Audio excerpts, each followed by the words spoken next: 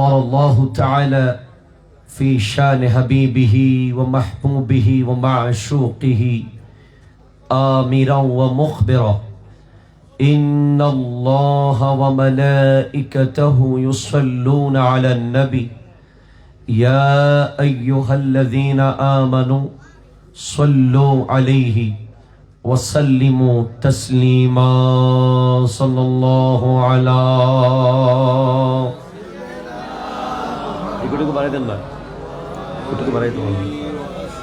জোরে জোরে আল্লাহুম্মা সাল্লি আলা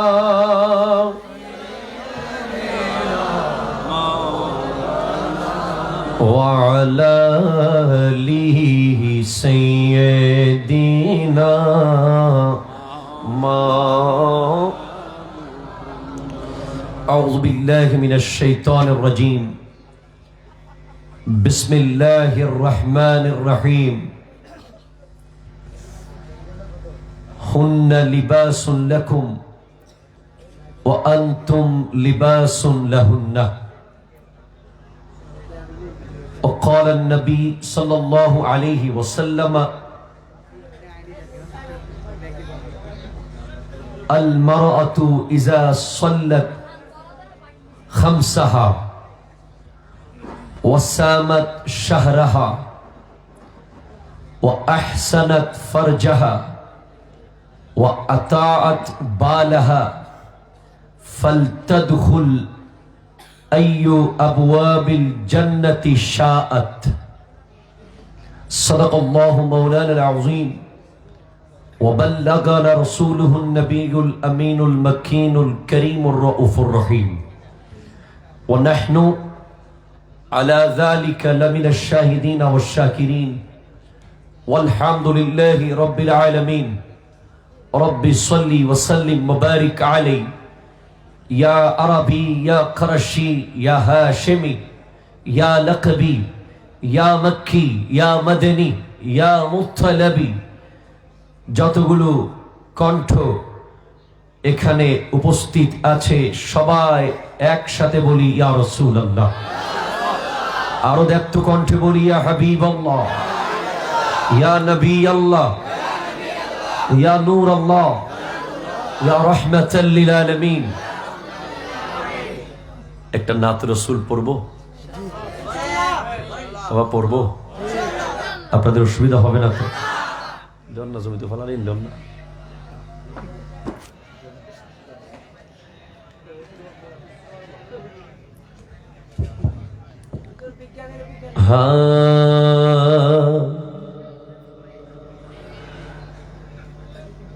मेरी उल्फत मदीने से यूं ही नहीं সুবহানাল্লাহ বলেন না। এই যে আমার ভাই একটু আগে বলল নবীজির মোহাব্বতে আমরা বসে আছি, এই কথাই আমি বলতে চাচ্ছি। আমার ভালোবাসা মদিনার জন্য শুধু শুধু নয়, मेरे आका का रोजा मदीने में है या रसूल अल्लाह या हबीब अल्लाह या रसूल अल्लाह या সবাই মিলে বলি ইয়া রাসূলুল্লাহ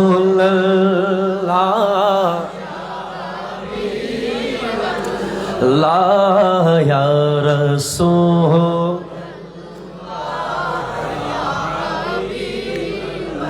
अर्श आज़म से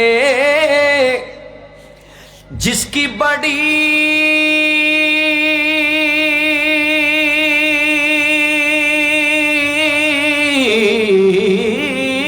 शान है,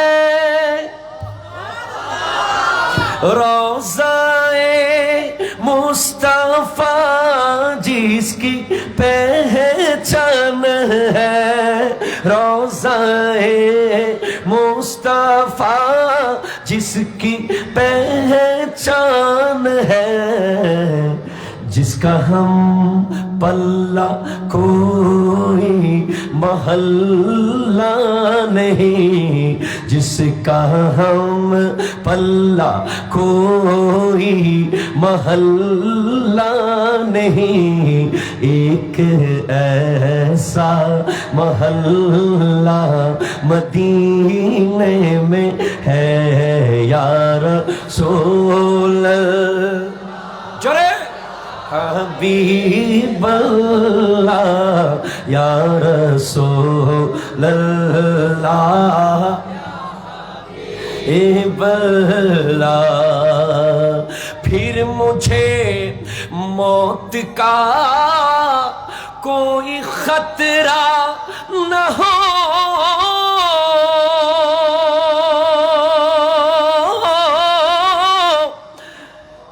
তারপরে আমার মরণের কোনো চিন্তা নাই। আরে মরণ কি এই জীবনের কোনো পরোয়া নাই, মরণ কি এই জীবনের কোনো পরোয়া নাই। কারণ আমার নবী যদি একবার এসে আমাকে বলে, কাশ সরকার एक बार मुझसे कहे, अब तेरा जीना मरना मदीने में है या रसूल बल्ला या रसूल ला या हबीबल्ला जोरे या रसूल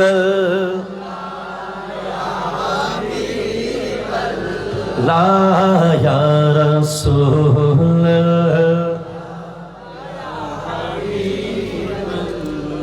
जब नजर सूए तैबा रवाना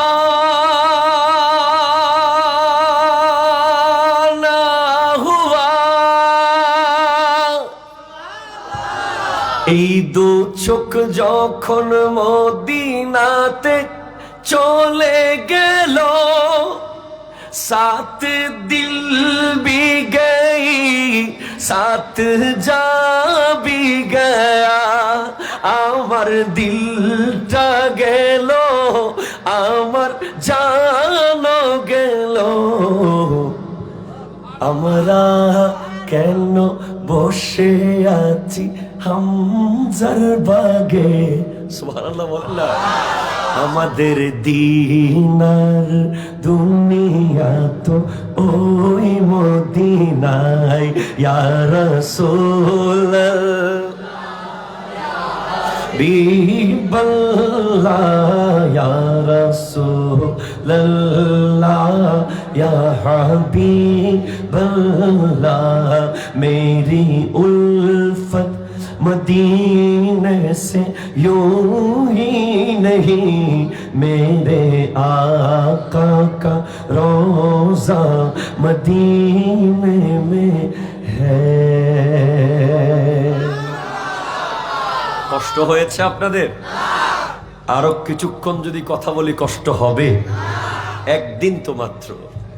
হযরতে মৌলা আলী কাররামাল্লাহু তাআলা ওয়াজহুল করিম বলছেন, কিতাবের নাম হলো আল মুনাব্বিহাত, লিখেছেন আল্লামা ইবনে হাজার আসকালানি রহমতুল্লাহ আলাই।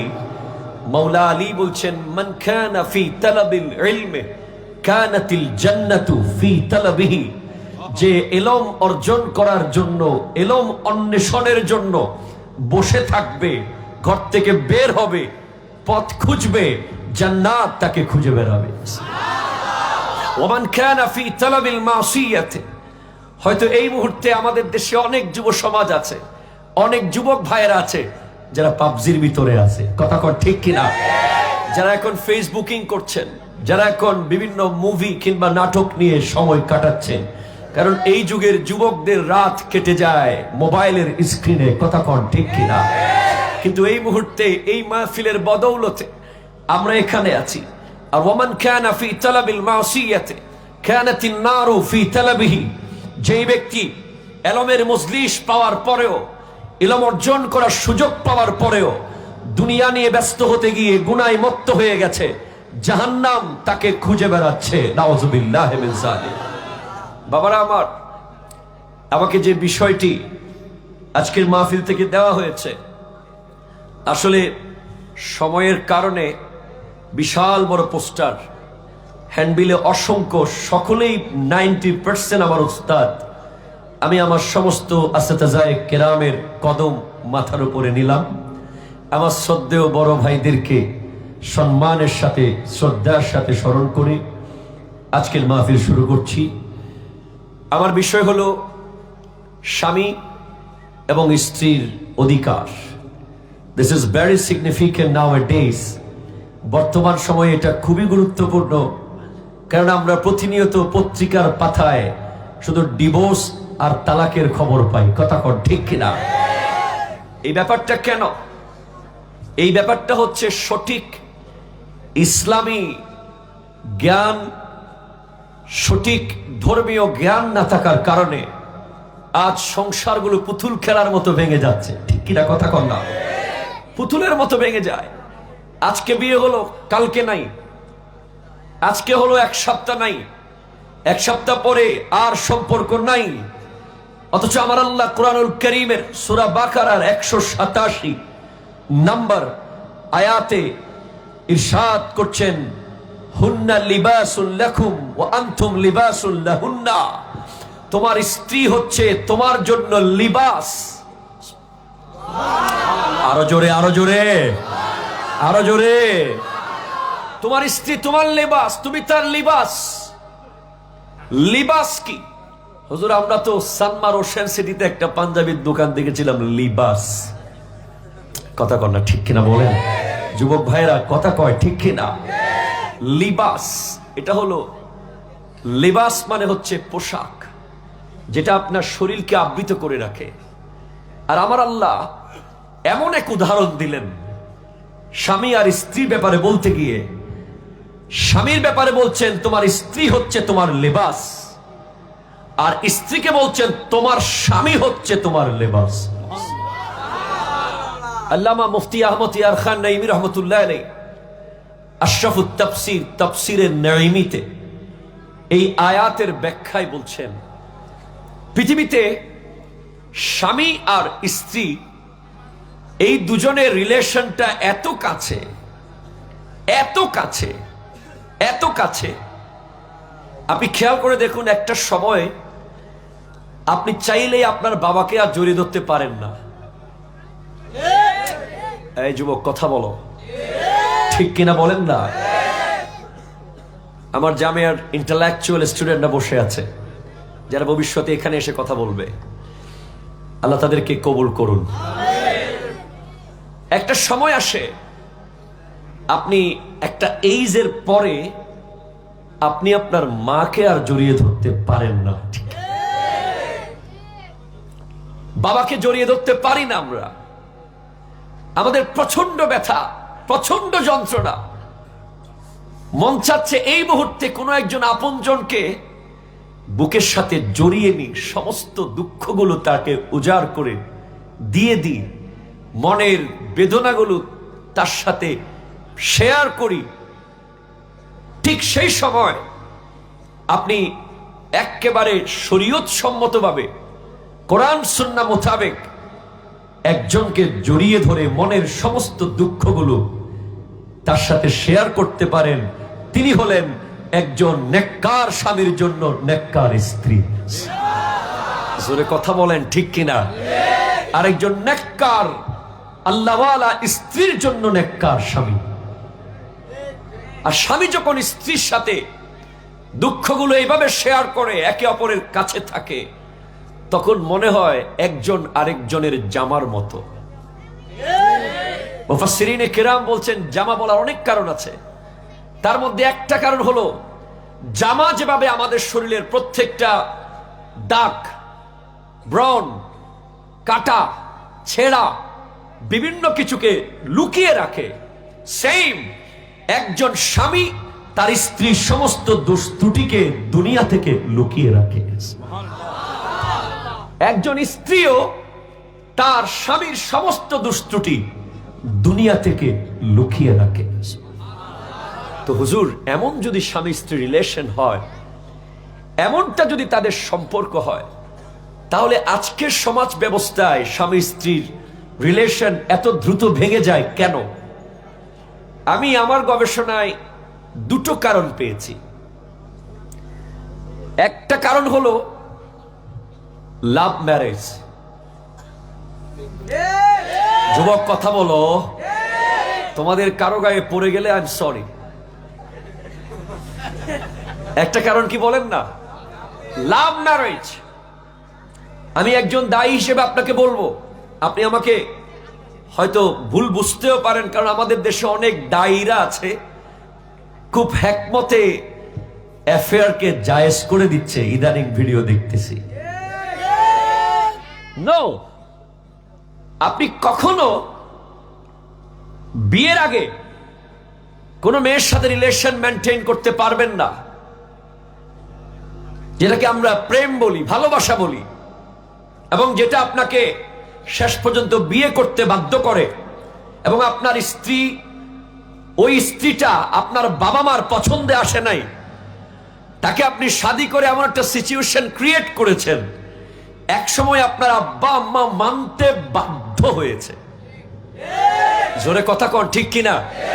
বাধ্য যখন হয়ে গেছে সমাজের কারণে, পারিপার্শ্বিক অবস্থার কারণে, যদিও তারা মেনে নিয়েছে, আপাত দৃষ্টিতে মনে হচ্ছে আব্বা আম্মা মেনে নিলেন, কিন্তু প্রতিদিন রাতে যখন তারা ঘুমায়, আপনার আব্বা আর আম্মা তারা বিছানায় একে অপরকে একটা বড় নিঃশ্বাস ফেলে বলে, আহা, আমার ছেলেটা যদি আজকে দেখে শুনে 10 ঘর দেখে একটা মেয়ে বিয়ে করাতে পারতাম। ঠিক কিনা বলেন না? মা বলে, আমি যদি 10 ঘর দেখে একটা বিয়ে করাতে পারতাম, হয়তো আরো বেশি নেককার হতো আমার পুত্রবধূ, আরো বেশি আবেদা হতো। এই আফসোস, যতই ভালো মেয়ে আপনি নিজে পছন্দ করে নিয়ে আসেন না কেন, বাবা মার বদদুয়ার একটা নিঃশ্বাস আজীবন ওই সংসারে রয়ে যায়। ঠিক কিনা? জোরে কথা বলেন, ঠিক কিনা বলেন? এরপরে 2 নম্বর হলো, আপনি যদি লাভ ম্যারেজ করে বিয়ে করেন, আগে থেকে যদি সম্পর্ক রাখেন, তাহলে সেই 5 বছরের রিলেশন, 10 বছরের রিলেশন থাকার কারণে ওই নারী আপনার আপাদে মস্তকের খবর জেনে যায় বিয়ের আগে। জোরে বলেন না, ঠিক কিনা? তখন বিয়ের পরে সে আপনাকে যথাযথ রেসপেক্ট আর করে না, কারণ তার চক্ষু লজ্জা চলে যায়। সে তো আপনাকে 10 বছর ধরে চিনে, নতুন করে স্বামী হিসেবে চেনার আর কি বাকি আছে? কথা বলেন, ঠিক কিনা? এবং ওই নারীর সাথে আপনার দেখা হয়েছিল কোন এক পার্কে, একটা ব্যভিচার, জেনার জাতীয় সম্পর্ক তৈরি হয়েছে, যেটা চোখের হতে পারে, কলবের হতে পারে, কানের হতে পারে, যেখানে কোনো বরকত রহমত কিছুই ছিল না। ঠিক কিনা? আর যখন 10 ঘর দেখে আপনার আব্বা আম্মা পছন্দ করে, আমি মনে করি এই যুগের শ্রেষ্ঠ যুবক সে, যে বলতে পারবে বুক ফুলিয়ে, বাবা মা আপনাদের যাকে মন চাই বিয়ে করান, আমি রাজি। ঠিক কিনা বলেন না? আমি মনে করি সে সমাজের শ্রেষ্ঠ যুবক বর্তমান সময়ে, যে তার বাবা মাকে এখতিয়ার দিতে পেরেছে, এই বাবা মাকে তাদের স্বাধীন ইচ্ছা দিতে পেরেছে, যে আপনাদের যাকে মন চায় আপনি শাদী করাতে পারেন, আপনাদের কথা মতো আমি প্রস্তুত আছি। আমি বিশ্বাস করি ওই সংসারে সারা জীবন বাবা মার দোয়া থাকে। জোরে বলেন, ঠিক কিনা বলেন? কথা কোন, ঠিক কিনা? তাহলে একটা হলো, যদি স্বামী স্ত্রীর সম্পর্ক ভেঙে যাক না চাই, আজকের এই মাহফিল থেকে সিদ্ধান্ত নিতে হবে, আমাদের বিয়ের আগে কোনো গার্লফ্রেন্ড থাকতে পারবে না। হাত তুলে বলেন, রাজি আছেন কিনা? অনেকে তো মাশাআল্লাহ, আল্লাহ কবুল করুক, আমিন বলেন না। থাকতে পারবে? এই প্রোগ্রামগুলোর উদ্দেশ্যটা কি? এই প্রোগ্রামের উদ্দেশ্য হলো এখান থেকেই পরিবর্তন হয়ে যেতে হবে, ঠিক কিনা কথা বলেন? এখান থেকেই পরিবর্তন হয়ে যাবেন একেবারে, এবং নিশ্চিত করে যাবেন যে আজকের এই প্যান্ডেলের নিচে আমি আল্লাহ এবং রাসূলকে সাক্ষী করে বলে যাচ্ছি, আজকের পর থেকে আমার সাথে কোনো মেয়ের আর শরীয়ত বিরোধী কোনো রিলেশন থাকবে না। সেটা যতদিনের হোক, সেটা আজকেই ব্রেকআপ কাট, কথা কোন ঠিক কিনা? আজকে থেকে সম্পর্ক হবে আল্লাহ এবং রাসূলের সাথে, আজকে থেকে সম্পর্ক হবে আওলাদ রাসূলের সাথে, আজকে থেকে সম্পর্ক হবে বাবা মার সাথে, যে সম্পর্ক আপনাকে জান্নাতের গেট পর্যন্ত নিয়ে যাবে, কথা কোন ঠিক কিনা? This is one. Second, another one. 2 নম্বর, আপনারা কষ্ট পাচ্ছেন না তো বাবা? বাবা আর মাদের জন্য এটা। এর আগেরটা বললাম সন্তানের ক্ষেত্রে, এবার বাবা আর মায়ের ক্ষেত্রে যেটা হয়, ছেলের জন্য মেয়ে ঠিক করতে গেলে, বউ পুত্রবধূ দেখতে গেলে দুটা জিনিসকে বেশি গুরুত্ব দেয়, একটা সুন্দর, একটা সম্পদ। ভাই ঠিক কিনা? আপনারা আমাকে বিষয় দিয়েছেন, প্লিজ ডোন্ট টেক আদারওয়াইজ। একটা সুন্দর আর একটা সম্পদ, দুটা। অথচ আমার নবী বলছেন, তোমরা নারীদেরকে সৌন্দর্য দেখে বিয়ে করবে না, তোমরা তাদেরকে মাল দেখে বিয়ে করবে না, তোমরা তাদেরকে বিয়ে করবে ফাসফার বিজাতি দ্বীন, তাদেরকে ধর্ম দেখে, ধার্মিকতা, দ্বীন দেখে বিয়ে করবে। ঠিক কিনা বলেন না? এখন দ্বীনের ব্যাপারটা একেবারেই গৌণ হয়ে গেছে, ভাই ঠিক কিনা? দ্বীনের ব্যাপারটা একেবারে গৌণ। ওই মেয়ে নামাজ পড়তে পারে কিনা, সে আসলে তাহাজ্জুদ গুজার কিনা, সে কোরআন তিলাওয়াত করতে জানে কিনা, সে পর্দা কাকে বলে সেই বিষয়ে অবগত আছে কিনা, এই বিষয়গুলো দেখি না, আমরা দেখি টিকটকে আইডি আছে কিনা, কথা কোন ঠিক কিনা বলেন না? ফেসবুক আইডি আছে কিনা, লাইকি আছে কিনা, সে আধুনিক কিনা, সে বিউটি পার্লার চিনে কিনা, সে সাজতে জানে কিনা, তার অন্যান্য দুনিয়াবি গুণাবলী দেখে আমরা পছন্দ করি, তার বাবার টাকা দেখে পছন্দ করি, কথা কোন ঠিক কিনা? No, first you have to, আপনাকে নিশ্চিত করতে হবে, you have to ensure that the lady will special in religion. ওই নারীটা ধর্মীয় দিক থেকে খুব স্পেশাল হবে, ঠিক কিনা বলেন না? সে জানে যে মা ফাতিমাতুজ জাহরা রাদিয়াল্লাহু তাআলা আনহার জীবন কর্ম কেমন, সে পড়ে নিয়েছে মা খাদিজাতুল কুবরা রাদিয়াল্লাহু তাআলা আনহার জীবন কর্ম কেমন ছিল, উম্মুল মুমিনিন আয়েশা সিদ্দিকা রাদিয়াল্লাহু তাআলা আনহার পর্দা কেমন ছিল, সেই বিষয়ে সে জানে। আপনি তার পর্দা দেখবেন, তার মায়ের পর্দা দেখবেন, তার দাদির পর্দা দেখবেন, তারপরে দেখবেন তার সৌন্দর্য, তারপরে দেখবেন তার মাল, ঠিক কিনা? 1 নম্বরে দেখতে হবে কি? দ্বীন, ঠিক কিনা বলেন না? আমার নবী বলেছেন, লা আমাতুন খামরাউ সাউদাউ খারমাউ সাউদাউ বিজাতি দ্বীনিন আফজালু, যদি কান কাটা কালো দাসীও হয়, সে যদি দিনদার হয়, ওই সুন্দর আর পয়সাওয়ালা বেদিন বেপর্দা নারীর চেয়ে কান কাটা কালো দিনদার দাসীও স্ত্রী হিসেবে বেশি যোগ্য। জোরে বলেন না ঠিক কিনা? দরকার আছে না নাই? তাহলে বিয়ের সিদ্ধান্ত নিতে হবে বাবাদেরকে, হবে তো অবশ্যই। বাবারা বিয়ের সিদ্ধান্ত নেওয়ার সময় সন্তানের জন্য মেয়ে দেখবে দিনদার, ঠিক কিনা বলেন? কি দেখবে বলেন না? দিনদার, নেককার, পরহেজগার, আল্লাহওয়ালা। আর মেয়ের বাবারা সন্তানের মেয়ের জন্য জামাই যখন খুঁজে, সরকারি চাকরি আছে না নাই দেখার দরকার নাই, ঠিক কিনা কথা বলেন না? সরকারি চাকরি, ব্যবসা, ব্যাংকার কি আছে না আছে, স্থাবর অস্থাবর দেখার দরকার নাই।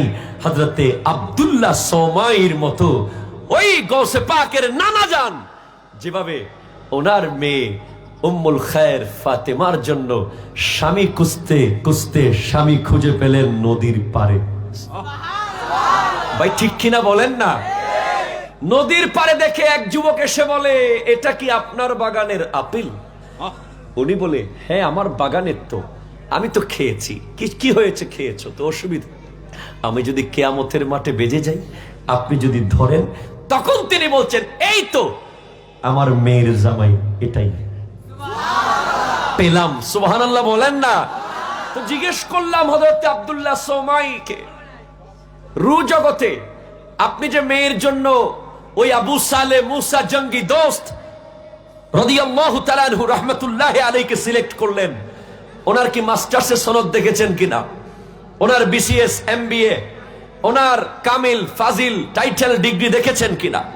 ওনার বাবার পরিচয় কি জেনেছেন কিনা? ওনার স্থাবর অস্থাবর সম্পত্তি, চাকরি কি খবর নিয়েছেন?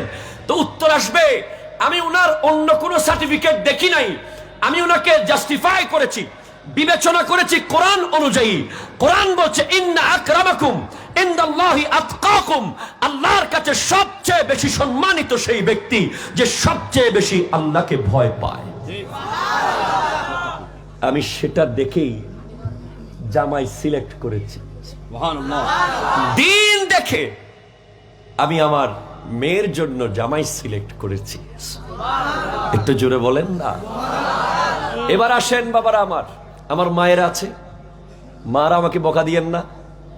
আজকে স্বামীদের প্রতি আপনাদের কর্তব্য সম্পর্কে দুটি হাদিস বলে আমি শেষ করে দেব। অনেক কথা আছে বলার, তবে সময় অনেক হয়ে গেছে। আপনারা যে এতক্ষণ এভাবে বসবেন, আমি আশ্চর্য। আজকে এটা আল্লাহর মেহেরবানিতে আমার 4 নম্বর মাহফিল। মানুষের ভালোবাসা, আসলে কিছু করার নাই। মানুষের ভালোবাসা, মানুষ এত মহব্বত করে, আল্লাহ এই মহব্বতকে কবুল করুন। আমাদের আসলে কোনো যোগ্যতা নেই, মুর্শিদ করিমের গোলামির কারণে এই সম্মান পেয়েছি। আল্লাহ এই গোলামিকে তা কিয়ামত আমাদের নসল বা নসল ধরে রাখার তৌফিক দান করুন। আসুন এবার, একজন স্ত্রী তার স্বামীর প্রতি কতটুকু দায়িত্ববান হওয়া উচিত, এই ব্যাপারে আমি একটি হাদিস আপনাদের সামনে বলবো।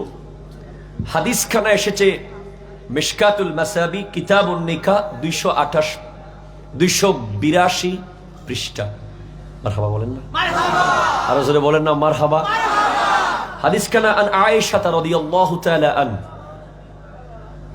আনহা আন্না রাসূলুল্লাহ সাল্লাল্লাহু আলাইহি ওয়াসাল্লাম কানা ফি নাফরিন মিনাল মুহাজিরিন ওয়াল আনসার। আমার দয়াল নবী, আপনারা শুনছেন আমার কথা? ভাই শুনতে পাচ্ছেন? আমার দয়াল নবী আনসার আর মুহাজিরের ছোট্ট একটি দলের সাথে ছিলেন। একটু জোরে। এমন সময় আমার নবী দেখতে পেলেন, ফাজাআ বিঈরুন ফাসাজাদা লাহু, একটা ওট আসলো, ওট। ওই ওটটা এসে আমার নবীকে সিজদা করলো। জোরে বলেন না সুবহানাল্লাহ? একটা ওট এসে আমার দয়াল নবীকে কি করলো? সিজদা করলো। আমার নবীকে পশু পাখিও চিনে, ঠিক কিনা? আমার নবীজিকে বনের বাঘও চিনে, আমার নবীকে ওটও চিনে। আমার নবীর একটা গাধা ছিল, আশেক, ওটাকে গাধা বলা যাবে না, নবীর প্রেমিক একটা আল্লাহর চতুষ্পদ জন্তু, একটা আশেক। সেটা আমার নবী কোন এক যুদ্ধে গনিমতের মাল পেয়েছিলেন, যেটা আমার দয়াল নবী যার নাম দিয়েছিলেন ইয়াফুর।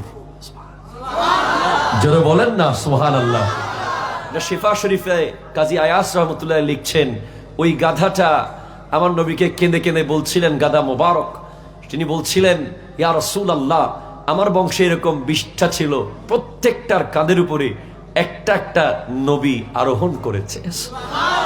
আমি শেষ, আমার বংশের, আমার আশা ছিল আমার কাঁধের উপরে আখিরি নবী উঠে যাবেন, সেজন্য আমি আমার মালিককে কোনোদিন উঠতে দিই নাই।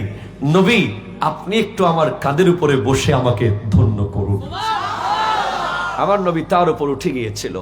যেদিন আমার নবী দুনিয়া থেকে বিদায় নিয়েছেন, জাহিরি হায়াত থেকে, সেদিন সে একটা কূপের মধ্যে ঝাঁপ দিয়েছিল নবীর সুখে, তার বিচ্ছেদে, তার আগের নাম ছিল ইয়াজিদ ইবনে শিহাব, পরে আমার নবী নাম দিয়েছিলেন ইয়াফুর। তো সমস্ত পশু পাখি আমার নবীকে চেনে, ঠিক কিনা? কথা জোরে বলেন, ঠিক কিনা? সাহাবায়ে কেরাম বলেন, ইয়া রাসূলুল্লাহ, ও গো আল্লাহর নবী, একটু করে বলুন না, ইয়া রাসূলুল্লাহি তাসজুদু লাকাল বাহাইম ওয়াশ-শাজারু, আপনাকে চতুষ্পদ জন্তু সিজদা করে, আপনাকে গাছ সিজদা করে।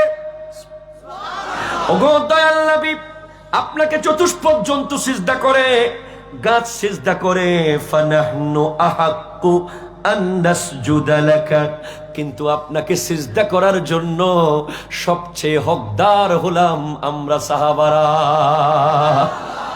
ইয়া রাসূলুল্লাহ, আপনাকে গাছ সিজদা করে, আপনাকে চতুষ্পদ জন্তু সিজদা করে, কিন্তু আমরা সিজদা করলে অসুবিধাটা কোথায়?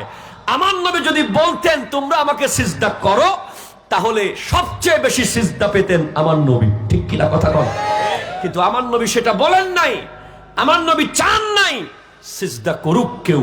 সেম দ্যাট আমার নবীর আওলাদ রাসূল, আমাদের মুর্শিদ করিম যখন আসেন, ওনাদেরকে পায়ে ধরে সালাম করাও যায় না, কথা কোন ঠিক কিনা? কিন্তু বিশ্বে অনেক দরবার আছে, অনেক পীর আছে, যারা বিভিন্ন বিষয়, এসব বিষয়গুলো করে থাকে, যেগুলোর কারণে সুন্নিয়ত প্রশ্নবিদ্ধ হয়, ঠিক কিনা কথা বলেন? জোরে বলেন, ঠিক কিনা? আমার দয়াল নবী বলেন নাই সিজদা করতে, আমার নবী তাদেরকে বলতে লাগলেন, ফাকালা উ'বুদু রাব্বাকুম, তোমরা আল্লাহর ইবাদত করো, তাকে সিজদা করো। জোরে বলেন না সুবহানাল্লাহ। নবীজি বলতে লাগলেন, আমাকে সিজদা করার দরকার নাই, তোমরা আল্লাহর ইবাদত করো, তাকে সিজদা করার মাধ্যমে ইবাদত করো। এরপরে 2 নম্বরে বললেন, ওয়া আকরিমু আখাকুম, এরপরে তোমরা তোমাদের ভাইদেরকে সম্মান করো। আল্লাহকে সিজদা করো, ভাইদেরকে সম্মান করো। এরপরে বলো, ওয়ালাউ কুনতু আমুরু আহাদান আন ইয়াসজুদা লিআহাদিন লাআমারতুল মারাতা আন তাসজুদা লিজাওজিহা, যদি আমি কোন মানুষকে আল্লাহ ছাড়া অন্য কাউকে সিজদা করার অনুমতি দিতাম, তাহলে প্রত্যেক নারীকে বলতাম সে যেন তার স্বামীকে সিজদা করে। একটু জোরে বলবেন না? আরো জোরে বলবেন না? আমি প্রত্যেক স্ত্রীকে বলতাম সে যেন তার স্বামীকে সিজদা করে, তার স্বামী তার জন্য এত ইম্পর্টেন্স রাখে, এত গুরুত্ব পায়। আজকালকাল আমার মা বোনরা শুনছেন, স্বামী অফিস থেকে আসলে একটু শরবত খুঁজলেই আপনারা যে জারি মারেন, ভাই ঠিক কিনা বলেন না? কত কাজ করতেছি, তুমি কি পাইছো? একটা ফোন করলে কত বিরক্তি, আর কাম পাও না, রান্না করতে করতে পাগল হয়ে যাইতেছি তোমার ঘরে, কথা কোন ঠিক কিনা বলেন না? এবার হাদিস শুনলে আপনারা স্ট্রেঞ্জ হয়ে যাবেন। আরো এমন এমন স্ত্রীও বর্তমান সমাজে আছে, কম্বলের তলে থেকে বলে একটা কফি বানাও, কথা কোন ঠিক কিনা বলেন না? একটা চা বানাও, আমি উঠে খাবো। সকালেও সে ঘুমে, স্বামী যাচ্ছে অফিসে সে ঘুমে, বিকালেও এসে দেখে সে ঘুমে। কিরে সকালে তুমি ঘুমাইছো বুঝলাম, বিকালেরটা কি বলে বাদ ঘুম। আসে না নাই? এরকম আসে না নাই? খবরদার, শুনে রাখুন, আমার দয়াল নবীজি বলে দিয়েছেন এমন একটা ওয়ালাউ আমারাহা। আমার নবী বলতে লাগলেন স্বামীর অবস্থান কোথায়, লম্বা হাদিস। নবীজি বলছেন, স্বামী যদি তোমাকে আদেশ দেয়, আনতানকুলা মিন জাবালিন আসফারা ইলা জাবালিন আসওয়াদা ওয়া মিন জাবালিন আসওয়াদা ইলা জাবালিন আবিয়াদা কানা ইয়ামবাগি লাহা আন তাফআলাহু, যদি তোমার স্বামী তোমাকে বলে হলুদ পাহাড় থেকে পাথরগুলো সাদা পাহাড়ে নিয়ে যাও, সাদা পাহাড় থেকে পাথরগুলো কালো পাহাড়ে নিয়ে যাও, একজন স্ত্রী হিসেবে এক পাহাড় থেকে আরেক পাহাড়ে, আরেক পাহাড় থেকে আরেক পাহাড়ে পাথরগুলো তোমাকে সরাতে হবে, কারণ এটা তোমার স্বামী তোমাকে বলেছে। কি উদাহরণ নবীজি দিলেন! নবীজি বলছেন, যদি সে আদেশ দেয় কালো পাহাড় থেকে তুমি পাথরগুলো, আহা আল্লাহু আকবার, তুমি হলুদ পাহাড় থেকে পাথরগুলো কালো পাহাড়ে নিয়ে যাও, কালো পাহাড় থেকে পাথরগুলো সাদা পাহাড়ে নিয়ে যাও। হলুদ, কালো, সাদা 3টা পাহাড়ের কথা বলেছেন। এই পাহাড় থেকে পাথরগুলো ওই পাহাড়ে নিবা, ওই পাহাড় থেকে ওই পাহাড়ে নিবা। স্বামী এত গুরুত্বপূর্ণ একজন স্ত্রীর জন্য সে পাথরগুলো টানবে। দেখিয়েন, আপনারা আবার পাথর টানাইয়েন না, এটা একটা উদাহরণ দিছে। আপনি আবার কইেন না এক ট্রাক পাথর আনি, বিল্ডিং এর কাজ চলতেছে, এগুলো নামাই ফেলো, এইরকম বলিয়েন না। আবার দরুদ শরীফ পড়েন, আল্লাহুম্মা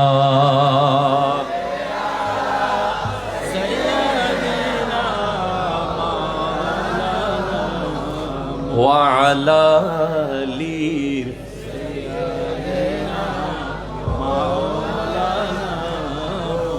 আল্লাহ আল্লাহ আল্লাহ ইলাহা ইল্লাহু আল্লাহ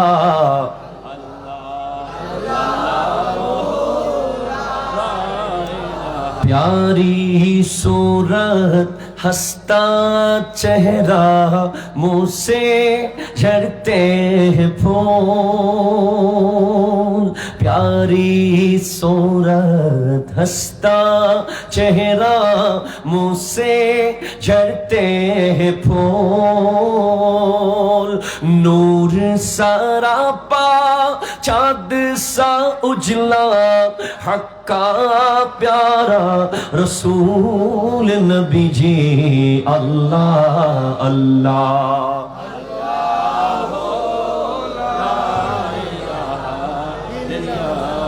একটু জোরে বলেন না সুবহানাল্লাহ। তাহলে আমার মা বোনরা কি বুঝলেন? আপনারা বুঝলেন স্বামীর কাপড় ধুয়ে দেওয়া, তাকে একটু চা করে দেওয়া, তাকে একটু বাতাস করা, তাকে একটু শরবত দেওয়া, তাকে একটু কাপড় জুতাগুলো অফিস যাওয়ার সময় মুছে দেওয়া, তাকে একটু ভালো মন্দ খাওয়ানো, এটা তো অনেক কম। আমার নবীজি বলেছেন স্বামী যদি বলে এই পাহাড় থেকে ওই পাহাড়ে পাথর সরিয়ে দিতে, সেটাও স্ত্রীকে প্রচেষ্টা চালিয়ে যেতে হবে। ঠিক কিনা কথা বলেন? আপনি আশ্চর্য হয়ে যাবেন আপনি কি করতে পারবেন আপনার স্বামীর জন্য। আমার নবীজির বিবি সৈয়দা তৈয়বা তাহেরা জাহেদা আবেদা সালেহা রাকিয়া সাজেদা খাদিজাতুল কুবরা রাদিয়াল্লাহু তাআলা আনহা, উনি আমার নবীর জন্য নিয়ে যেতেন খাবার ওই গারে হেরার মধ্যে, যেখানে আমার নবীর কাছে ওহী আসতো কঙ্কট আকীর্ণ পাথরের উপর দিয়ে। সাপ বিচ্ছু জীব জন্তু এই কিচ্ছুর তোয়াক্কা না করে উনি আমার নবীর জন্য ৫,৫০০ ফুট উপরে খাবার নিয়ে উঠে যেতেন। একটু জোরে বলেন না বাবা সুবহানাল্লাহ। এত সহজ মনে করেছেন? হযরতে ফাতিমাতুজ জাহরা রাদিয়াল্লাহু তাআলা আনহা যেমন মা তেমন বেটি, যেমন মা তেমন বেটি। মাওলা আলী কাররামাল্লাহু তাআলা ওয়াজহুল কারীমের জন্য ঘন্টার পর ঘন্টা দরজায় দাঁড়িয়ে থাকতেন যতক্ষণ তিনি ঘরে আসতেন না। আবার বিদায় দেওয়ার সময় দাঁড়িয়ে বিদায় দিতেন। আমরাও দেখেছি আমাদের দাদিদেরকে, আমাদের নানীদেরকে স্বামী ঘর থেকে বের হওয়ার সময় দরজার চৌকটে এসে স্বামীকে বিদায় দিয়ে দেয়। আবার আসার আগে আগে অনেকক্ষণ আগে থেকে ছটপট করতে থাকে কখন স্বামী গাড়ি থেকে নামবে, গেট খুলে ঢুকবে। আমার আধুনিক যুগের মা বোনদের সেগুলো একটু ফলো করা উচিত। ঠিক কিনা কথা বলেন? জোরে বলেন ঠিক কিনা বলেন। শুধু তাই না আমার মা বোনেরা, অনেক লম্বা কথা আছে আপনাদের জন্য, কিন্তু সংক্ষেপে বলে যাই। আপনি জান্নাতের এত সহজভাবে আপনাদেরকে আমার নবী বলেছেন মা আর বোনদের জন্য জান্নাতের ৮টা গেট খুলে দেওয়া হবে। কয়টা গেট? আপনি মন চাইলে আদন দিয়ে ঢুকেন, মন চাইলে খুলদ, মন চাইলে নাইম, মন চাইলে মাওয়া, মন চাইলে দারুস সালাম, মন চাইলে দারুল কারার, মন চাইলে দারুল মাকাম, মন চাইলে জান্নাতুল ফিরদাউস। আপনি যে কোনো একটা দিয়ে ঢুকতে পারেন। শুধু 4টা কাজ আপনাকে করতে বলা হয়েছে। আমার দয়াল নবী ইরশাদ করতে লাগলেন, আল মারাতু ইজা সাল্লাত খামসাহা, যখন একজন নারী 5 ওয়াক্ত নামাজ পড়ে। সুবহানাল্লাহ। একটু জোরে সুবহানাল্লাহ। নামাজ পড়ার দরকার আছে না নাই? আছে না নাই? স্বামী তার স্ত্রীকে নামাজের জন্য ডেকে দেবে, স্ত্রী তার স্বামীকে নামাজের জন্য ডেকে দেবে। সংসারের মধ্যে একজন আরেকজনকে ইবাদতের দিকে কম্পিটিশন করবে। কথা কোন ঠিক কিনা? একজন নারী 5 ওয়াক্ত নামাজ, কয় ওয়াক্ত? 5 ওয়াক্ত। ওয়াসামাত শাহরাহা, রমজানের রোজা। যদি কোনো শরীর কোনো অসুবিধা না থাকে, একটা হলো 5 ওয়াক্ত নামাজ, 2 নম্বর রমজানের রোজা। এরপর ওয়া আহসানাত ফারজাহা, তার লজ্জাস্থানকে কমপ্লিট মজবুত করে পর্দা করবে, মজবুত ভাবে। এখন তো পর্দার নামে যে বাটপারি বের হয়েছে, পর্দার নামে যে ডিজাইন বের হয়েছে, এগুলো কি পর্দার অন্য কিছু আমরা বুঝতে পারি না। আমার দয়াল নবী বলে দিয়েছেন কিয়ামতের আগে একটা নিদর্শন হলো মানুষ কাপড় পরার পরেও উলঙ্গ মনে হবে। ঠিক কিনা কথা বলেন না? বর্তমান যুগে এমন এমন টেইলার্স আছে, দয়া করে আপনাদেরকে প্রতিবাদ করতে হবে। এই টেইলার্সগুলোকে, টেইলার্সের মালিকরা যদি এগিয়ে আসে, ওনারা সবাই মিলে সিদ্ধান্ত যদি নেয় বাংলাদেশে আগামীকাল থেকে কোনো বেপর্দা নারী থাকতে পারবে না, ওনারা পারবে। কথা কোন ঠিক কিনা? ওনারা যদি সিদ্ধান্ত নেয় আমরা টাইট করে কোনো কাপড় আর সেলাই করব না, এদিক সেদিক কাটাকুটা রাখবো না, আমরা এমন ভাবে কাপড়টা সেলাই করব, সেলাই করার সময় মনে করতে হবে এটা আমি আমার নিজের বোনের জন্য সেলাই করছি, আমি আমার নিজের স্ত্রীর জন্য করছি, আমি আমার নিজের মায়ের জন্য করছি।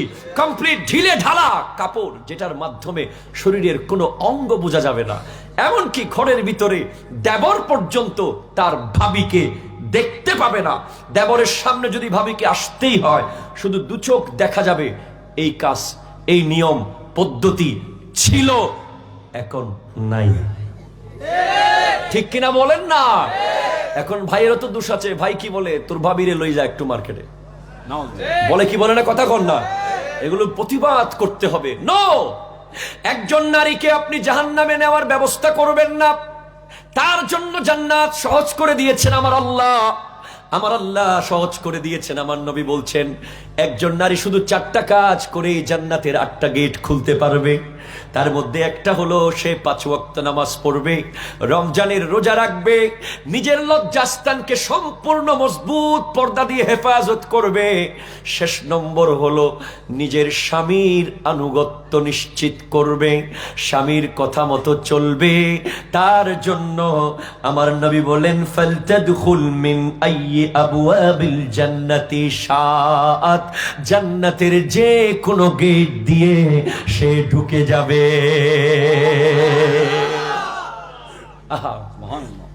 যুবক, তুমি যখন বিয়ে করবে হাসিও না। তোমরা যখন শাদী করবে বাসর রাতে ওয়াইফকে এই হাদিসটা বলে দিবা। ঠিক কিনা বলেন না? ফার্নিচার কতটুকু দিছে সেটা জিজ্ঞেস করিও না, আমার কাপড় চোপড় বেশ কম হয়েছে কেন, এসব কথা জিজ্ঞেস না করে তুমি বলবা শোনো, আজকে তোমার সাথে আমার প্রথম দিন দেখা হচ্ছে কালেমার মাধ্যমে, তোমার সাথে আমার দেখা হচ্ছে নবীর সুন্নাহর মাধ্যমে, তোমার সাথে আমার দেখা হচ্ছে নবীর দুরূদ পড়তে পড়তে। আজ তোমার জন্য আমার প্রথম নসিহত, ওই 4টা কাজ তুমি করতে পারলে তুমি জান্নাত নিশ্চিত করতে পারবে।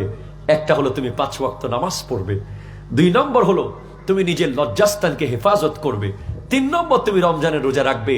আর নামাজ রোজা তখন কবুল হবে যখন স্বামী সন্তুষ্ট হবে। আপনি স্বামীকে অসন্তুষ্ট করে সারা রাত নফল নামাজ পড়ে, এরকম কতগুলো আছে না নাই? আছে, আমরা জানি তো আছে। তার উপর স্বামী রাজি নাই, কিন্তু সে ওরে নামাজ, ওরে রোজা, প্রত্যেক দিন সেহরি খায়। কথা কোন ঠিক কিনা? নো, এই নিয়ম ইসলাম আপনাকে দেয় নাই। ইসলাম আপনাকে বলেছে, আমার নবীজির বিশাল লম্বা হাদিস আছে, রাসূল পাক সাল্লাল্লাহু আলাইহি ওয়াসাল্লাম বলে দিয়েছেন স্বামীর যদি নফল রোজা রাখতে নিষেধ করে, স্বামীর অনুমতি ছাড়া কোনো স্ত্রী নফল রোজা রাখতে পারবে না। কথা কোন ঠিক কিনা বলেন? এই হাদিস খানা হযরত সাফওয়ান ইবনে মুআত্তাল রাদিয়াল্লাহু তাআলার একটা ঘটনা এসেছে সুনান আবু দাউদ শরীফের কিতাবুস সাওম 333 পৃষ্ঠার মধ্যে হাদিস কানা আছে, বিশাল লম্বা হাদিস। ওনার স্ত্রী নবীজিকে বিচার দিয়েছিলেন, ইয়া রাসূলুল্লাহ, আমি রোজা রাখলে আমার স্বামী আমাকে বকা দেয়। সাফওয়ান ইবনে মুআত্তাল রাদিয়াল্লাহু তাআলা, আমি লম্বা নামাজ পড়লে আমার স্বামী আমার উপর নারাজ হয়ে যায়। তখন তিনি নবীজিকে বলছেন, ইয়া রাসূলুল্লাহ, আমার স্ত্রী নামাজের মধ্যে এমন কেরাত ধরে, সূরা বাকারা ধরে। এরকম আছে না নাই? বেশি লম্বা কেরাত ধরে। ইয়া রাসূলুল্লাহ, আমি কোনো কাজে তাকে ডাকলেই সে নামাজে, যখন চাই সে নামাজে, যখন চাই সে নামাজে। এরপরে প্রতিদিন সে রোজা রাখে, আমি স্বামী হিসেবে তার কাছে যেই অধিকার রাখি সেই অধিকারতে সে আমাকে বঞ্চিত করে, তখন আমার নবী তাকে বলে দিলেন, তুমি নামাজের সূরা পড়বা ছোট, আর তোমার স্ত্রীর, তোমার স্বামীর অনুমতি ছাড়া তুমি নফল রোজা রাখবে না। জোরে বলেন না সুবহানাল্লাহ। এখন স্বামীর অনুমতি ছাড়া রোজা তো দূরের কথা, রোজা তো আবার আল্লাহর ইবাদত, সম্মানে চলে যায়, ঠিক কিনা বলেন না? বাণিজ্য মেলায় চলে যায়, কথা কোন ঠিক কিনা বলেন? বিউটি পার্লারে গিয়ে সেজে গুজে মেহেদি অনুষ্ঠানে যায়। খবরদার, তোমার এই সৌন্দর্য, তোমার এই আপাদে মস্তকের সৌন্দর্য দেখার অধিকার আল্লাহ দিয়েছে তোমার স্বামীকে, ঠিক কিনা কথা কম? আমাদের দুনিয়া পুরো উল্টে গেছে, স্বামীর সামনে দুনিয়ার পুরাতন কাপড় পরে আসে, ঠিক কিনা বলেন না? গন্ধ মন্দ লইয়া আসে, আর বাইরে যাওয়ার সময় এমন সাজা সাজে, তুমি কাকে দেখাচ্ছ এগুলো? তোমাকে কোরআন বলেছে ওয়াকারনা ফি বুয়ুতিকুন্না ওয়ালা তাবাররাজনা তাবাররুজাল জাহিলিয়াতিল উলা, তুমি ঘরের মধ্যে অবস্থান করো, নিজেকে আইয়ামের জাহিলিয়াতের বেগানা নারীদের মতো প্রদর্শন করিও না, প্রদর্শন করিও না, প্রদর্শন করিও না, ঠিক কিনা কথা বল? আমার দয়াল নবী মেরাজ থেকে এসে দু চোখের পানি ছেড়ে অজরে কাঁদছিলেন। মা ফাতিমাতুজ জাহরা রাদিয়াল্লাহু তাআলা আনহা জিজ্ঞেস করছেন, ইয়া রাসূলুল্লাহ, আপনি এমন ভাবে কাঁদছেন কেন? নবীজি বলছেন, আমি জাহান্নামে প্রায় 7 ধরনের নারীকে ভয়াবহ আযাবের মধ্যে দেখেছি। একদলকে দেখেছি তাদের চুলের উপর তাদেরকে লটকিয়ে রাখা হয়েছে, যাদের মাথার মগজ টকবক টকবক করে উত্তপ্ত আগুনের মতো ফুটতেছে। ইয়া রাসূলুল্লাহ, তাদের অপরাধ কি ছিল? তারা স্বামীর অবাধ্য। স্বামীর কি বলেন না? অবাধ্য, অবাধ্য, অবাধ্য। আরেক দল নারী আমার নবী দেখেছেন যাদেরকে স্তনের মধ্যে লটকিয়ে রাখা হয়েছে। ইয়া রাসূলুল্লাহ, তারা কি অপরাধ করেছে? তারা স্বামীকে বাদ দিয়ে পরপুরুষের সাথে সম্পর্ক করেছে। নাউযুবিল্লাহ। আছে না নাই? খবরদার, জাহান্নামের কঠিন শাস্তি, যেই শাস্তির বর্ণনা দেওয়ার মতো ভাষা আমাদের কাছে নাই। কেন করছেন এগুলো? আপনার স্বামীকে একটু মোহাব্বত করেন না? আমার আল্লাহ তো জান্নাতের গ্যারান্টি দিয়েছেন আপনার স্বামীর মাধ্যমে, ঠিক কিনা কথা বলেন না? আপনি স্বামীকে একটু মোহাব্বত করেন, আল্লাহর ওয়াস্তে তাকে মোহাব্বত করেন। আমি অনেকগুলো পয়েন্ট এনেছি, সেগুলো সব বিস্তারিত বলতে পারবো না। স্বামীর হক 1 নম্বর, স্বামীর হক হলো 1 নম্বর হলো স্বামীর আনুগত্য। কথা কোন ঠিক কিনা? স্ত্রীকে স্বামীর অনুগত হতেই হবে। স্বামী যদি ম্যাট্রিক পাস হয়, স্ত্রী যদি MA পাশও হয়, কিন্তু স্ত্রী হওয়ার কারণে সে তার মর্যাদা স্বামীর 1 ধাপ নিচে, ঠিক কিনা কথা বলেন? সে স্বামীর সাথে তার লেখাপড়ার গৌরব দেখাতে পারবে না, তার বাপের বাড়ির সম্পদের গৌরব দেখাতে পারবে না। সে তার স্বামীর অনুগত হবে। স্বামী যদি গরিব দুঃখী হয়, স্বামীর চাকরি যদি চলে যায়, স্বামী যদি বেকারও হয়ে যায়, স্বামী যদি কিছুই করতে নাও পারে, তারপরেও স্বামীর পাশে ছায়ার মতো দাঁড়িয়ে থাকতে হবে, ঠিক কিনা? আসল স্ত্রী চেনা যায় যখন স্বামীর সম্পদের সমস্যা হয়ে যায়, স্বামী যখন বেকার হয়ে যায়, তখন আসল স্ত্রী চেনা যায়। আর স্ত্রী স্বামী চেনা যায় স্ত্রী যখন অসুস্থ হয়, ঠিক কিনা? স্ত্রী অসুস্থ হলে। এরপরে 2 নম্বর, স্বামীর প্রতি স্বামীর যে হকগুলো আছে, স্বামীর ঘর সংসার ও সম্পদের হেফাজত দরকার আছে না নাই? স্বামীর ঘর সংসার এবং সম্পদের হেফাজত করতে হবে। 3 নম্বর, সাংসারিক কাজে স্বামীকে সহায়তা করতে হবে। 4 নম্বর হলো স্বামীর সমালোচনা, দুস্ত্রুটি বর্ণনা করা যাবে যাবে অমুকের ঘরে গিয়ে গিয়ে স্বামীর বিরুদ্ধে বোঝানো, বাপের বাড়িতে গিয়ে স্বামীর বিরুদ্ধে বোঝানো, নিজের ভাই বোনকে স্বামীর বিরুদ্ধে বোঝানো। স্বামীর ইমেজ নষ্ট করা যাবে না। স্বামীর দুষ্টুতি থাকলে সেটা নিজেদের মধ্যে সমাধান করতে হবে, কাউকে বোঝানো যাবে না। এরপর স্বামীকে ত্যক্ত বিরক্ত না করা, বিরক্তি প্রদর্শন হতে বিরত থাকা। মনে করেন আপনার স্বামী অফিস থেকে আসলো, সারাদিন কত ব্যস্ততা, ব্যবসায়িক ব্যাপার, অফিসিয়াল ব্যাপার, তার মাথা খারাপ থাকতেই পারে। সে একটা বললে আপনি আরেকটা বললেন, সে একটা আপনি একটা, সে একটা আপনি একটা, হঠাৎ করে রাগের মাথায় সে বলল তোরে তালাক। কথা কন ঠিক কিনা? আপনি চুপ করে যদি তার একটা কথা শুনেন, 2টা শুনেন, 3টা শুনেন, একদিন সে নিজেই বুঝতে পারবে, হাই রে আমার স্ত্রী প্রতিদিন আমার কথা শুনে, আমি এত কথা তাকে বলি। একদিন দেখবেন আপনি স্ত্রী হিসেবে যখন রেগে যাবেন, স্বামী চুপ হয়ে যাবে। জোরে বলেন ঠিক কিনা? এরপর আরেকটা, স্বামীর অন্তরে পীড়া এবং কষ্ট দেওয়া থেকে বিরত থাকা। স্বামীকে এমন কথা বলা যাবে না তার বাবা নিয়ে, মা নিয়ে, পরিবার নিয়ে, ভাই নিয়ে, বোন নিয়ে বলা যাবে না। মনে রাখবেন, আমার মা বোনদেরকে বলে যাই, আপনি আপনার স্বামীর আব্বা আম্মাকে যদি নিজের আব্বা মা মনে করতে পারেন, স্বামীর ভাই বোনকে নিজের ভাই বোন মনে করতে পারেন, তাহলে আপনার জন্য কাল হাসরের মাঠে নূরের মিম্বর বানিয়ে দেবেন আমার আল্লাহ। আমার নবী বলেছেন, আল মুতাহাব্বুনা লি জালালি লাহুম মানাবিরু মিন নূরিন ইউকবিতুহুমুন নাবিয়্যুনা ওয়াশ শুহাদা। যারা আল্লাহর জন্য আল্লাহর বান্দাকে ভালোবাসে, ওই স্বামীর বাবা মা আপনার সাথে কোনো আত্মীয়তা ছিল না, স্বামীর কারণে নতুন সম্পর্ক হয়েছে, কিন্তু তারা তো আল্লাহর বান্দা, আল্লাহর বান্দিনী। স্বামীর ভাই বোন আল্লাহর বান্দা, আল্লাহর বান্দিনী। তাদেরকে আপনি স্বামীর ভাই বোন হিসেবে ভালো না বাসলেও আল্লাহর বান্দা হিসেবে ভালোবাসবেন, আল্লাহর বান্দিনী হিসেবে ভালোবাসেন। আল্লাহ কিয়ামতের মাঠে আপনাকে নূরের মিম্বর বানিয়ে দেবে। এরপরে স্ত্রীদের ব্যাপারটা, আমাদের দেশে অনেক স্বামী আছে, স্ত্রী বিয়ে করার পরে মনে করছে চাকরানি লইয়া এসে করে। কথা কনা ঠিক কিনা বলেন না? মনে রাখবেন, আমাদের আজকের প্রধান অতিথি সুফি মিজানুর রহমান স্যার, আমার কাকা, উনি একটা কথা প্রায় সময় বলেন। উনি বলেন, বাবা, উনি বিভিন্ন বিয়েতে যখন যান, জামাইয়ের কানে কানে আর বউয়ের কানে কানে দুইটা কথা বলে আসেন। একদিন আমাকে সেই রাজ বললেন উনি। আমি বলে, কাকা আপনি কি বলেন কানে কানে যাইয়া? তা আমাকে বলে, কাকু আমি বলি, বউয়ের কানে কানে গিয়ে বলি, তুমি যদি স্বামীকে চাকর মনে করো তাহলে তুমি চাকরানী, তুমি যদি স্বামীকে রাজা মনে করো তাহলে তুমি রানী। ঠিক কিনা বলেন না? এরপর স্বামীর কানে কানে গিয়ে কি বলেন, তাও একই কথা বলি, তোমার স্বামীকে তুমি চাকরানী মনে করলে তুমি চাকর, অটোমেটিক সিস্টেমেটিক্যালি। তুমি তোমার স্বামী স্ত্রীকে রানী মনে করবে, তুমি হবে রাজা। ঠিক কিনা বলেন না? আপনারা দুজনের রাজত্বে আপনার রাজা এবং রানী হয়ে থাকবেন। এটাই তো সংসার, সমাজ চায়। আজকে কেন ভেঙে যাবে বিয়েগুলো? কেন হঠাৎ করে পুতুল খেলার মতো ভেঙে যাবে? আমরা কি করি? অনেক কারণ আছে, স্বামীদের অনেক অনেক সমস্যা আছে। বিশেষ করে আমরা কি করি, আমাদের স্ত্রীর যে হক, এগুলো আমরা আদায় করতে পারছি না বর্তমান সময়ে। যেমন বলতে গেলে, আমরা যারা ওয়াজ কালাম করি, আমাদের স্ত্রীরা যা আছে, আলহামদুলিল্লাহ, আলহামদুলিল্লাহ বলেন না? আল্লাহ থাকার তৌফিক দান করুক। এটা ওনারা আল্লাহর ভয়ে আছে। তো আপনারা যারা অফিসে চাকরি করেন, আপনারা যারা দুনিয়ার অফিস ব্যবসা বাণিজ্য করেন, আপনারা আসার সময় ঘরের মধ্যে অফিসটা নিয়ে আসেন। নো, এটা করা যাবে না। আপনি অফিসটা অফিসে রেখে আসবেন। বাসায় আসার সময় আপনি টোটাল অফিসিয়াল সব সমস্যাগুলো ওখানে রেখে, সব টেনশনগুলো ওখানে জমা দিয়ে আপনি আসবেন সংসারে, স্ত্রী পুত্রের কাছে এসে সাংসারিক হয়ে যাবেন।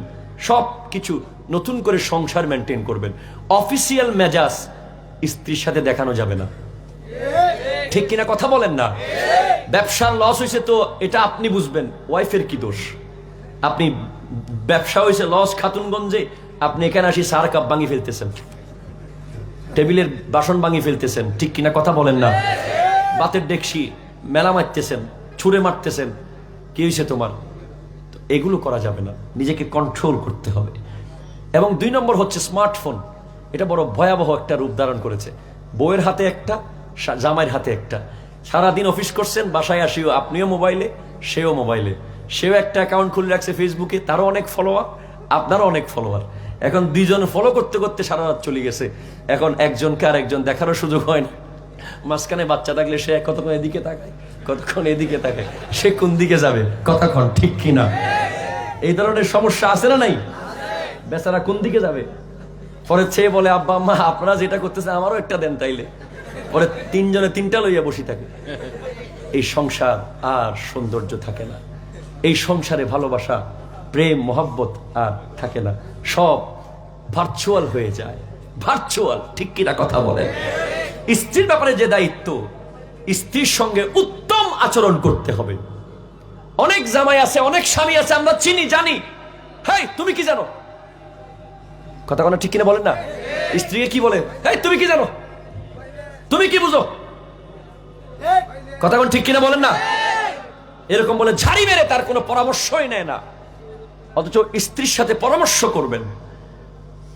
আমার আল্লাহ রাব্বুল আলামিন গোটা কায়নাতের খালেক ও মালিক হওয়ার পরেও ফেরেশতাদেরকে বলছেন ইন্নী জাইলুন ফিল আরদে খলিফা। কথা বলেন না ঠিক কিনা? আমি জমিনের মধ্যে খলিফা, আমার খলিফা প্রেরণ করতে চাই, বানাতে চাই। এই কথাগুলো ফেরেশতাদের সাথে আমার আল্লাহ শেয়ার করেছিলেন। এই শেয়ারিং ব্যাপারটা সংসারে আনতে হবে। আপনি একা সিদ্ধান্ত নেবেন না, আপনার ওয়াইফের সাথে আপনি বুঝে নেবেন। কথা বলেন ঠিক কিনা?